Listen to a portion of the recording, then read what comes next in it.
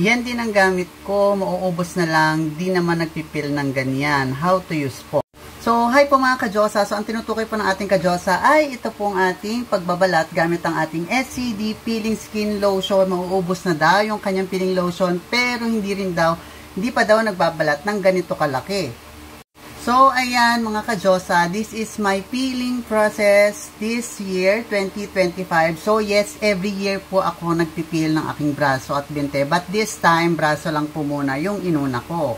So, ayan, i-share ko sa inyo kung paano ba yung ginawa kong paggamit nito para mag-peel siya ng ganito kalalaki. Ayan. So, tunay po yan mga ka-Diyosa, hindi po yan glue. And as you can see, yung ibang part, di pa siya nagpipil, to be honest. Pero ayan na siya, hindi ko pa lang siya tinutuklap.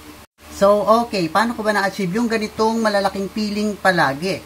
However, mga ka-Diyosa, meron na po akong video regarding this concern kung paano po siya gamitin sa ating braso at binte para ma-achieve po yung malalaking peeling na katulad po nito. Pero sige, bibigyan ko kayo ng tips ng mabilisan lang. Saktong-sakto kasi kakapil ko lang po ulit. And this is my 4th day.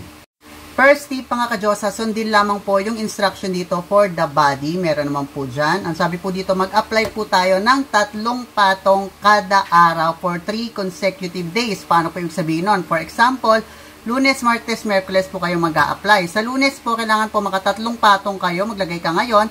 After 15 minutes, maglagay ka ulit. After 15 minutes, maglagay ka ulit. Then matulog ka na, bukas mo na siya babanlawan. Opo, ibababad po siya for the whole night. Tip number 2 mga ka-Diyosa, dapat po mas makapal po yung lotion na ilalagay ninyo. Dahil mas makapal po yung lagay ng lotion sa ating braso at binte, mas makapal din po yung final result ng peeling niya katulad nito.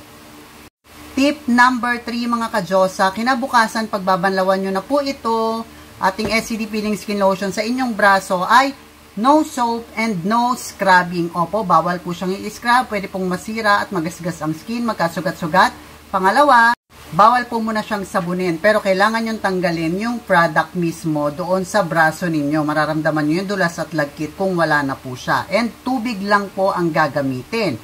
So, yung the rest po ng ibang part ng body natin, for example, ito lang ang nilagyan ko braso, ito lang po ang hindi ko sinasabon. The rest po ng katawan ko na hindi nilalagyan ng peeling lotion ay sinasabon ko po.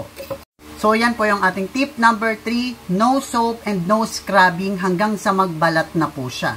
Baka may mga nakikita pa akong nagko-comment dyan na pwede rin daw bang mag-sunblock sa umaga. To be honest, based po sa sarili kong experience for almost 5 years of using SCD Peeling Skin Lotion sa aking katawan, hindi po ako nag-a-apply ng kung ano-ano during daytime.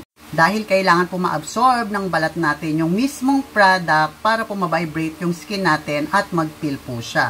And last but not the least, uminom po palagi ng cetirizine tablet even once a day lang hanggang sa unti-unti na pong mag-peel yung skin ninyo. Dahil syempre, this is a rejuvenating lotion. So of course, meron siyang rejuvenating process such as redness, itching, or sometimes swelling, pagdadry ng skin natin, or suddenly, meron ding nagkakabutli.